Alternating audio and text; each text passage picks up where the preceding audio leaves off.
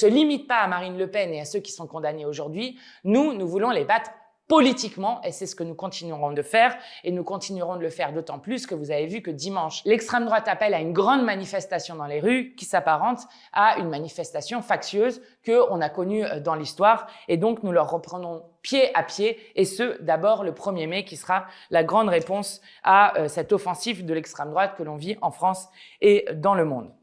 Alors bien sûr, on a les soutiens qu'on mérite. Donc Marine Le Pen s'est fait tout de suite défendre par Salvini en Italie, qui dénonce une déclaration de guerre de Bruxelles à l'origine de la condamnation de Marine Le Pen.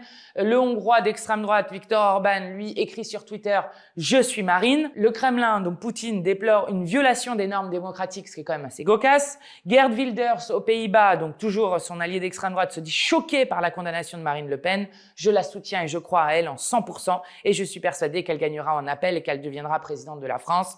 Quant à Elon Musk, il dénonce un abus du système judiciaire, disent ceux qui n'écoutent aucune des décisions de justice.